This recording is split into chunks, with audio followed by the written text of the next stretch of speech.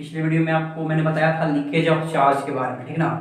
मैं बताया था कि दो अगर स्फीयर को अगर आपने सस्पेंड किया था धागे से बांध करके चार्ज स्फीयर को, और अगर चार्ज लीक करना शुरू कर दिया था तो दोनों स्फीयर एक दूसरे पे अप्रोच करते थे। जहाँ पे मैंने दो बातें आपको बताई थी, rate of leakage of charge बताया था और दूसरा वेलोसिटी ऑफ अप्रोच बताया था। अब देखिए उसी पे बेस्ड हम क्वेश्चन की बात कर रहे हैं। क्वेश्चन जो पूछा गया है, मैंने क्वेश्चन लिखा है और ये क्वेश्चन देखिए नीट 16 का क्वेश्चन है, ये नीट 16 में आया हुआ क्वेश्चन था। देखिए मैंने बोला भी था कि सेक्शन से क्वेश्चन आते हैं जी और नीट वाले एग्जामिनेशन में। देखिए बहुत लंबा सा क्वेश्चन दिख रहा है, कहानी इसकी बहुत लंबी है। कहा गया है कि two identical charge sphere suspended from A common point by two massless strings of length l। मैंने पहले बताया था कि आइडेंटिकल चार्ज होते थे और जो धागे की लंबाई होती थी वो सेम होती थी। वही बात पे यहाँ पे लंबा लिखा गया है, लेंथ बोला गया है l। Are initially at a distance small d, उनके बीच का सेपरेशन जो हमने आपको x दिखाया था, यहाँ पे क्या दिया गया है कि ये डिस्टेंस जो दिखाया गया है क्या दिया गया है, d दिया गया है। साथ ही एक बात भी बोली गई है कि d जो है काफी छोटा है किससे, l से। मैंने पहले भी आपको बताया था कि सेपरेशन जो होता था वो छोटा होता था लेंथ के कंपैरिजन में। A part because of their mutual repulsion, यानी जब चार्जेस को बांध के लटकाया गया तो रिपल्सन के कारण से वो जो है वो d डिस्टेंस पे रुके हुए हैं। The charge begin to leak from both spheres at constant rate। बोला गया है कि चार्ज जो है वो लीक करना शुरू कर दिया है। As a result, the spheres approach each other with velocity v। जब चार्ज लीक करेगा तो मैं पहले बोल चुका हूं क्या कि वो अप्रोच करेंगे। वही बात यहाँ पे लंबी सी कहानी बताई गई है कि भाई जब वो चार्ज लीक करना शुरू कर दिया जाए तो v वेलोसिटी से वो अप्रोच कर रहा है दूसरे को। Then v varies as a function of the distance x। अब बोला गया कि ये बताइए तब वेलोसिटी का जो वेरिएशन होगा x के रेस्पेक्ट से, यानी x के कंपैरिजन में कैसे होगा भाई, क्या वेलोसिटी का वेरिएशन होगी। तो देखिए यहाँ पे वेरिएशन के लिए आपको लिखा गया है, चार ऑप्शंस दिए गए हैं। ऑप्शन ए में है क्या कि v directly proportional to x का पावर हाफ या रूट x जिसको बोलते थे हम लोग, ठीक ना। दूसरी बात बोली गई है क्या कि x जो v जो है डायरेक्टली प्रोपोर्शनल टू x का है और v जो है वो डायरेक्टली प्रोपोर्शनल ही है, लेकिन किस सॉरी इनवर्सली सॉरी यहाँ पे देखिए x छोटा हुआ भाई x है कि x का जो होगा मतलब रूट x का इनवर्सली प्रोपोर्शनल की बात कही गई है, और यहाँ पे कही गई कि v जो होगा वो इनवर्सली प्रोपोर्शनल टू x है। ये बात आपको बोली गई है। अब देखो बात ये है कि भाई फार्मूला याद करना चाहिए। फार्मूला तो काफी लंबा सा आया था जहाँ पे मैंने तीन बातें ही बोली थी आपको। पहला बोला था कि देखो लीकेज ऑफ चार्ज जो था यानी dq/dt की वैल्यू जो थी वो डायरेक्टली प्रोपोर्शनल हुआ करती थी किसकी, v की होती थी। दूसरा आपने बताया था क्या कि dq/dt की वैल्यू जो होती थी वो डायरेक्टली प्रोपोर्शनल होती थी किसकी, रूट x की। और एक हमने लास्ट बताया था, लास्ट वाला ही बात यहाँ पे पूछी गई है। वहां पे मैंने बताया था कि v जो था रूट x का इनवर्सली प्रोपोर्शनल होता था। देखिए तो ये क्वेश्चन आपके पास काफी लंबा है, इस क्वेश्चन को लिख लेंगे और फिर देखें कैसे ये होगा।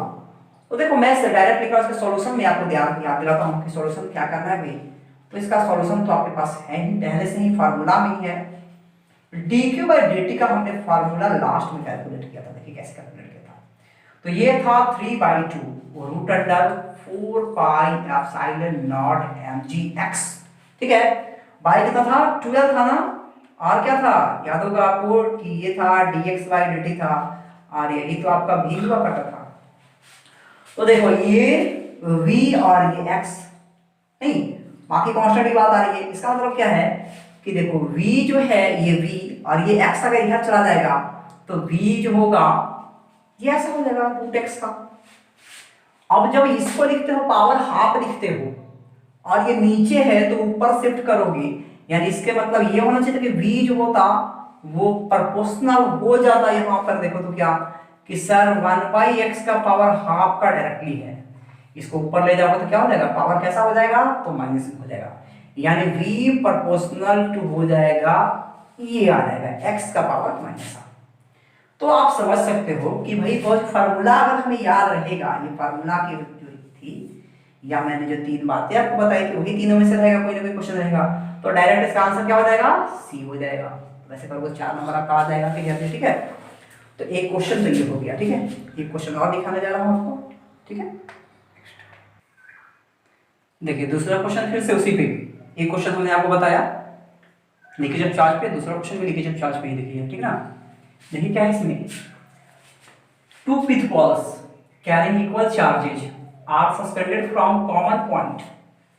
दो पिथ बॉल्स हैं जिनको कि एक ही पॉइंट से लटकाया गया है, ठीक ना, by string of equal length. ठीक है, the equilibrium separation between them is R, now the strings are rigidly clamped at half the height, the equilibrium separation between the walls now becomes. तो देखिए यहाँ पे क्या कही गई है कि पहले जो लटकाया गया था दो पिथ बॉल्स को किसी पॉइंट से लटकाया गया, उनके बीच की सेपरेशन क्या थी, आर थी, और ये हाइट कुछ देखो वाई थी। अब ये पूछी गई है आपसे कि अगर हम क्या करें, जो ये पॉइंट जो था ऊपर जो था यहाँ पे फिक्स था, उसको क्या कर दिया जाए कि आधे हाइट पे कर दिया जाए, यानी y की जगह क्या कर दिया जाए, y/2 पे रख दिया जाए, तो उस समय सेपरेशन क्या होगी। तो देखिए इस समय क्या सेपरेशन जो दिखाया गया है ये r' दिखाया गया है, ठीक है। तो आपको बता दें कि r' की वैल्यू ये चार ऑप्शंस में क्या होगी, क्या r/ ये क्यूबिक रूट है 2 का, ये वैल्यू होगी, या 2r/√3 होगी, या 2r/3 होगी, या r/√2 का स्क्वायर होगी वैल्यू। तो भाई ये ऑप्शन आपको चूज करनी है, ठीक ना। यानी कंडीशंस आपको पता समझ में आ रहा है कि अगर इस पॉइंट को जो था, जो क्लैंपिंग जो थी जिस पॉइंट पे, उसको ले जाके आधी दूरी पे कर दी जाए, आधी हाइट पे क्लैंपिंग कर दी जाए, तो फिर नया सेपरेशन क्या होगा। एक बात समझो कि पहले सेपरेशन ये था जब इतनी हाइट थी। अब मान लो एक बात, अब मान लो इसको नीचे करोगे भाई, चार्ज तो वैल्यू तो वही है, चार्ज की वैल्यू अगर वही है तो क्या होगी कि सेपरेशन थोड़ी सी इनहांस हो सकती है। तो क्या हो जाएगी, चार्ज जो होंगे कुछ दूर जाना चाहेंगे ऐसे। अभी बात और भी जानो, ये लंबाई नहीं बढ़ रही, ये लेंथ जो था वो तो सेम ही था, यहाँ पे क्योंकि क्या होगा, लेंथ की वैल्यू जो है वो सेम ही है, लेंथ में कोई फर्क नहीं पड़ रही है, सेपरेशन में फर्क पड़ रही है, यानी ये दूरी बढ़ रही है, ठीक है।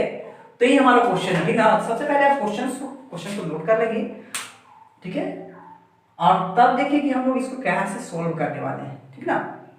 क्वेश्चन आपको समझ में आ रहा है, दो पिथ बॉल्स थी, ये लगाई गई थी भाई, हाइट कम किए हैं, सेपरेशन बताइए नया क्या हुआ, ठीक है। देखिए सोल्व कर रहा हूं मैं इसको। आपके पास एक कंडीशन याद होगा कि देखो यहाँ पे एंगल कुछ बना करता था, थीटा कुछ बनता था ना, यहाँ पे थीटा बनता था, यहाँ पे कुछ बन रहा होगा, थीटा डैश बन रहा होगा, ठीक है। या मान लो यहाँ थीटा यहाँ अल्फा बन रहा होगा, कुछ भी एंगल बन रहा होगा, ठीक है। तो चलो हम लोग जो इनिशियल कंडीशन था उसका यूज करने जा रहे हैं। तो भाई इनिशियल कंडीशन क्या थी, याद होगी कि tan थीटा की जो वैल्यू जो आती थी, दो कंडीशन से आप निकाले हो, tan थीटा की वैल्यू जो निकाले हो, पहला तो लिखा था कि आपकी आखिरी रिपल्सिव वैल्यू जो थी याद होगी, तो kq² by r² into mg हुआ करते थे tan थीटा की वैल्यू। सर हम भूल गए सर, याद नहीं आ रहा है, तो भैया ये बताई थी हमने कि यहाँ पर रिपल्सिव बाई mg हुआ करती थी, यहाँ पर रिपल्सिव बाई mg, या tan थीटा की वैल्यू कितनी थी आपके पास, तो सर ये kq² बाई r² इंटू क्या mg, पहली बात ये थी। दूसरा में tan थीटा हमने निकालना सिखाया था आपको, tan थीटा निकालना क्या सिखाया था, तो ये परपेंडिकुलर बाई ये बेस, देखो परपेंडिकुलर से कितना हो जाएगा, तो r/2 हो जाएगा यहाँ से यहाँ तक, और बेस की वैल्यू कितनी होगी, y हो जाएगी। तो अगर tan थीटा की दूसरी वैल्यू की बात करोगे तो एक बात और समझो क्या हो जाएगी, तो ये हो जाएगी कितनी आपके पास, तो r/2 और डिवाइडेड बाई y, ठीक है। चलो इसको हटा देता हूं, इस फोटो को हटा देता हूं, ठीक ना। यानी tan थीटा की वैल्यू जो आ चुकी है आपके पास, ये हो जाएगी कितनी, r/2y हो जाएगी। इक्वेशन दो, दोनों पे इक्वेट कर लिया जाए तो kq² by r² into mg is equal to r/2y। सेम चीज सिर्फ याद दिला रहा हूं, ऐसे बनाया करते थे हम लोग, तो डायरेक्ट फार्मूला ही, तो फार्मूला भी याद है तो उसे लिख सकते हो। तो यहां से काम करो, तो हमें तो मतलब है किससे, से हाइट नीचे आ रही है नहीं, और दूसरा सेपरेशन बढ़ रही है, तो हाइट से मतलब है, और किससे मतलब है, सेपरेशन से मतलब है, बाकी चीजें से हमको मतलब नहीं है, ठीक ना। यानी बाकी चीजें क्या हो जाएगी, कांस्टेंट रहने वाली है, ये तो कांस्टेंट है ही, mg भी कांस्टेंट है, चार्ज भी कांस्टेंट है, ठीक है। तो इसका मतलब यहां से देखो क्या कि r3 और ये चला जाएगा किधर, y वाला नहीं, r3 प्रोपोर्शनल टू किसका हो जाएगा, y का हो जाएगा, ठीक है। तो आप ये बात समझो कि अगर ऐसा लिख दिया जाए कि r1 बाई r2 का power 3 is equal to y1 by y2, ठीक है, क्लियर बात, देख सकते हो ना ऐसे। तो देखो r1 तो r था, r2 था r' पावर 3, y1 था y और y2 था y/2 हो जाएगा, अब देखो क्या हो जाएगा, ये तो कैंसिल हो जाएगा ना, वाई से वाई गया, यानी आर बाई आर डैश का पावर 3 कितना बच जाएगा, तो ये 2 बचने वाला है, ठीक ना। तो अब देखो ये हटाओ, यहाँ ऑप्शन वाला इधर था, हटाओ इसको, क्या करोगे, इसको ले जाओगे इस साइड, क्यूबिक रूट हो जाएगी इसकी, ठीक ना, यानी आर बाई आर डैश की वैल्यू कितनी हो जाएगी, तो क्यूबिक रूट किसका, 2 का हो जाएगा, ठीक है। इसका मतलब क्या हो जाएगा, ऐसा हो चुका आपके पास, हमें निकालना क्या था, आर डैश निकालना था, आर डैश को इधर ले जाओ तो ये नीचे आ जाएगा, यानी आर डैश की वैल्यू कितनी हो जाएगी, तो आर बाई क्यूबिक रूट किसका, 2 का। तो ये हो गया आपका आंसर। तो आंसर आ गया, कौन सा आ गया आपका, ऑप्शन कौन सा, ए वाला आ गया, ठीक ना। तो आपको करना क्या था, आपने क्या किया, tan थीटा का कंडीशन लिखा था, F repulsive by M G से कंडीशन लिखा, दूसरा condition tan theta perpendicular by base से लिखा, दोनों कंडीशन को इक्वेट कर दिया हमने, हमें मतलब था सेपरेशन से और क्या हाइट से, बाकी सारी चीजें कांस्टेंट थी, तो हमने देखा कि सेपरेशन का क्यूब जो होगा y के डायरेक्शन होगा। बाकी हमने क्या कर लिया कि इधर करोगे r1 बाई r2, और इस तरीके से हमने क्या कर ली, इसकी वैल्यू को फाइंड आउट कर ली। तो देखो ये क्या था, ये नीट का ही क्वेश्चन था, ये भी नीट 13 का क्वेश्चन था, 2013 का क्वेश्चन था, ठीक है। तो ये दोनों क्वेश्चन आप देख चुके हैं। अब आगे जो क्वेश्चंस होंगे आपके पास, आप जीके क्वेश्चन ट्राई कर सकते हो, या कोई भी किताब से आप ट्राई करेंगे, बने हुए क्वेश्चंस बनेंगे। फिर हम लोग आगे बढ़ेंगे। अब इस चैप्टर, ये टॉपिक यहाँ खत्म होने के बाद हम लोग चलेंगे क्या, electric field and electric field intensity में, ठीक है। तो वो सारी बात हम करेंगे क्या, अगली वीडियो।